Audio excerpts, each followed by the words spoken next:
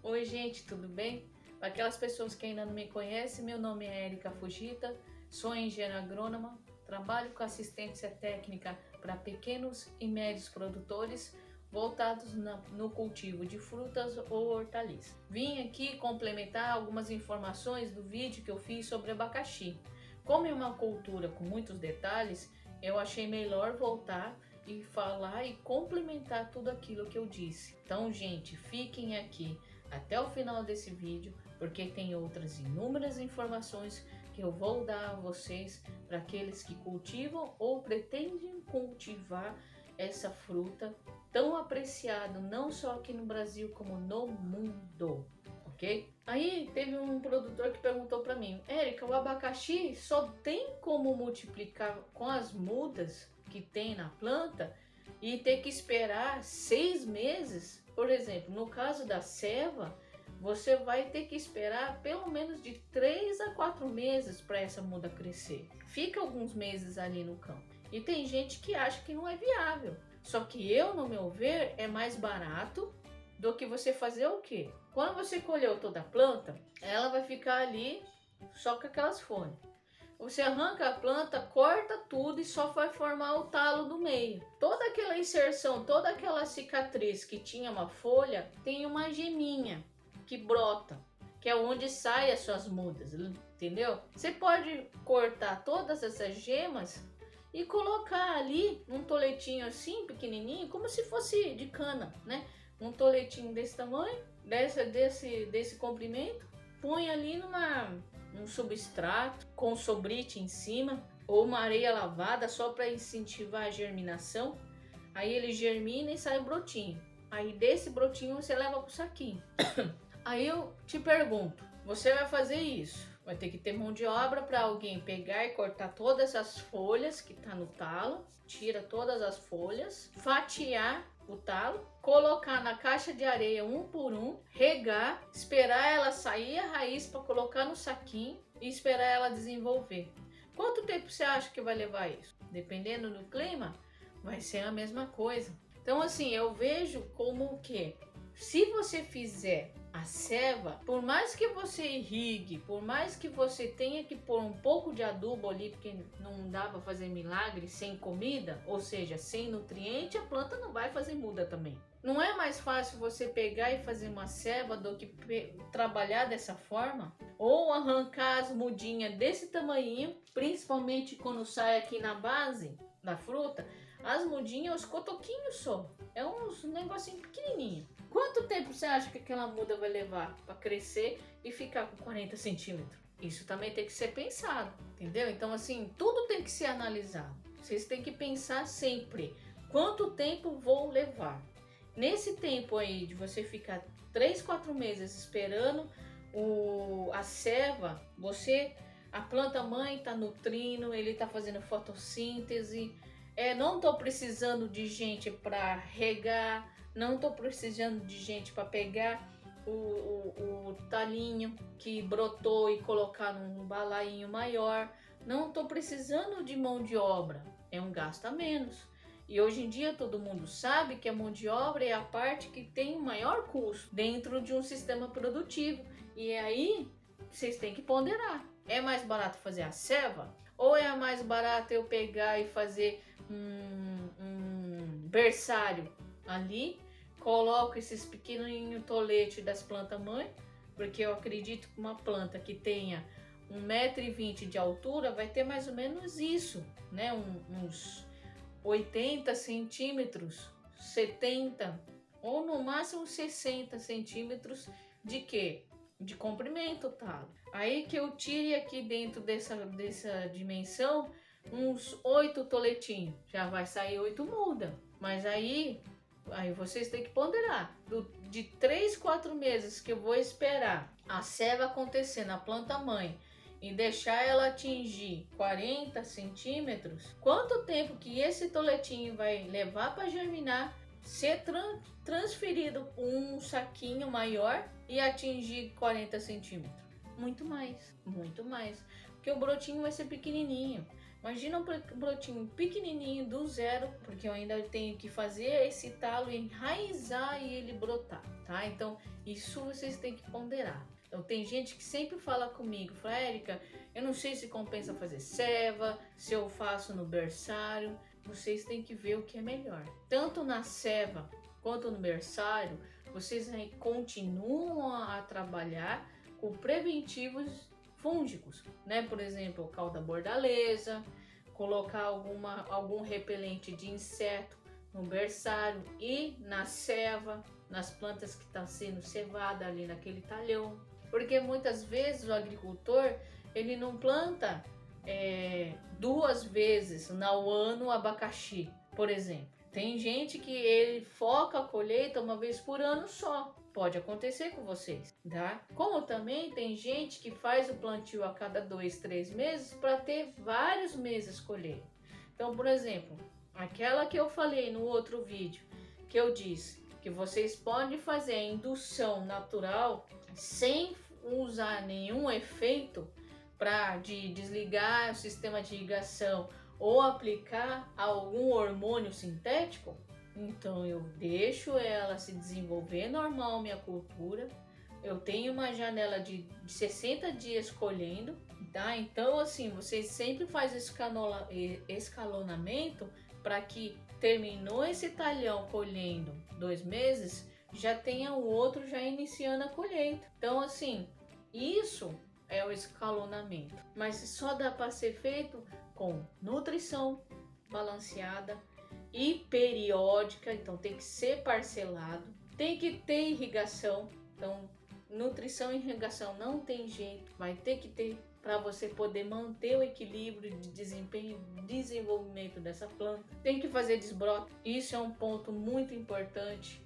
Ah, Érica, então já que eu vou fazer isso, a desbrota é obrigatório, posso usar essas mudinhas da desbrota, colocar num viveiro até ela atingir um tamanho? Pode, porque daí a desbrota você não vai deixar a muda crescer muito. Ele vai ter um tamanho pequeno para poder ficar visível também para as pessoas que estão ali, porque muitas vezes você passa ali e a muda é pequenininha, não consegue ver, né? Então você pode fazer isso, aproveita, já faz esse processo, vê se não tem nenhum sintoma de fusário e manda ver. Lembre-se, o fusário é uma doença de solo e solo para solo contamina também. Então, por exemplo, se um solo tinha uma planta com fusário e esse solo aqui, você concorda que ele é considerado contaminado? Se desse porçãozinha eu pegar um tanto e jogar num solo sadio, eu vou contaminar aqui também. É um outro ponto. Por isso que tem que tomar cuidado do que você traz de fora para dentro. Tome muito cuidado. Eu falo dessas coisas para os agricultores e fica assim, nossa, Érica, eu não sabia que tinha isso. É verdade.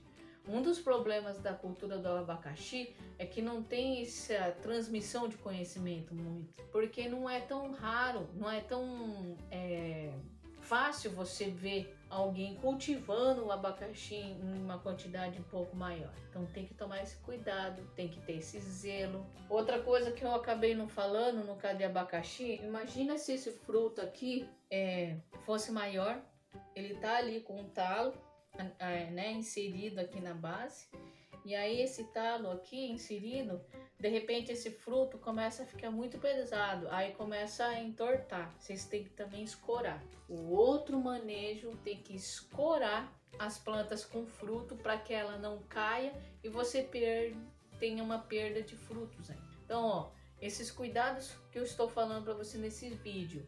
Então tem que levar em consideração o quê? Tem que otimizar a mão de obra.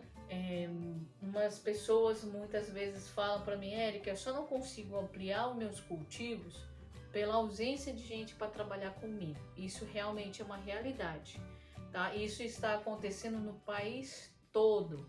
Não existe gente com disposição para trabalhar na zona rural. Pode até ter gente morando na zona rural, mas disposto a isso realmente está muito difícil. Está muito difícil mesmo. E muitas pessoas acabam não ampliando suas plantações por causa disso. E se vocês forem ver, uma família de pequenos agricultores consegue tocar uma roça razoável de abacaxi. Só que, gente, não inventa de plantar a roça toda no sítio. Pega pedacinhos por pedacinhos, para vocês sempre terem frutos aí para vender. Então não pega, vamos chutar aí. Ah, eu quero plantar, eu tenho 10 hectares, eu vou plantar 5 hectares só de abacaxi. Será que é necessário 5 hectares? E outra, vocês conseguem cuidar de 5 hectares de abacaxi? Eu tenho que dar a adubação no plantio, então já tenho uma comidinha lá para o início do desenvolvimento da muda. Eu tenho que fazer a manutenção dessa adubação, então eu tenho que fazer com que tenha comida para ela poder se desenvolver. E não devagarinho, desenvolver de verdade, para que você possa colher o fruto o mais rápido possível. E assim eu ter o retorno do que eu investi. Sempre pensando nisso. 5 hectares eu tenho que levar em consideração adubo de plantio e todas as adubações de cobertura que eu vou fazer, sem dizer dos defensivos que eu vou estar utilizando. Eu consigo dar conta de fazer o monitoramento em 5 hectares? Não é mais fácil pegar e diminuir de 1 em 1 hectare, por exemplo? Então, 1 hectare eu planto hoje, e aí daqui a 2, 3 meses eu planto outro, e assim por diante. Sem usar o indutor floral, sendo ele totalmente natural. Lembrando que o abacaxi ele vai florescer diferentemente. Não é todas as plantas que vão começar a florescer junto. Então vocês têm que pensar nisso também, ok? Então tem manejos e manejos. Se eu vou fazer um manejo com uso de indutor, então aí eu vou ter que fazer um plantio como? Se possível, a cada 2 meses, no máximo, porque eu tenho que pensar que o meu período de colheita vai ser de 15 dias, é no máximo 2 meses. Então eu conheço algumas fazendas, nessas regiões que eu falei para vocês no outro vídeo, que são características no plantio de abacaxi. No caso é o norte, o nordeste e no sudeste. Nessas regiões, eles fazem pequenos talhões também os plantios, com um espaçamento um pouco maior. Por quê? Porque são fazendas grandes e não tem como você estar plantando a cada 2, 3 meses. Porque eles têm que estar atentos a outros manejos. E tendo ou não tendo grande incidência de doença, eles sempre estão aplicando alguma coisa, porque não dá para andar na roça. Então essas fazendas ganham por volume. Já o pequeno e o médio produtor, ele ganha por qualidade, fruto maior, saboroso. Grandes fazendas, eles podem até atingir esses patamares, mas não é um foco só de fruto. E sem dizer, num ponto, o abacaxi, ele só amadurece no pé. Como que eu faço para saber disso? É só o monitoramento, fazendo teste, verificando. Quem é a primeira vez que está produzindo sabe que tem que fazer colheitas aleatórias e experimentar para ver como que está o fruto e se está apto à colheita. Então o abacaxi tem essas particularidades. Mas não é só dificuldade. O valor de venda por fruto não é ruim. Então vale a pena todo esse processo aí que eu falei a vocês nesse vídeo e no outro que eu postei, tá bom? Então eu espero que vocês tenham entendido um pouco mais. Aquelas pessoas que estão com alguma dúvida, pode escrever aqui abaixo, né, das publicações na minha rede social, ou se não, quando vocês se inscreverem lá no YouTube, pode mandar mensagem por lá também. Então, gente, eu agradeço mais uma vez por vocês ficarem até o final do vídeo, acompanharem um pouquinho desses ensinamentos. Eu não sei de tudo, mas um pouco que eu sei eu tento ajudar da melhor forma possível. Se vocês têm algum tipo de dúvida, não deixem de falar, manda mensagem. Eu sempre digo, é melhor pegar e tirar dúvida do que ficar com ela e às vezes perder o tempo de tentar consertar o problema e aí já não tem mais como o que fazer. Então manda as mensagens, tire suas dúvidas, fique atentos nas minhas páginas de rede social no Facebook e Instagram, que o endereço está aqui embaixo, e se inscreva no meu canal do YouTube também.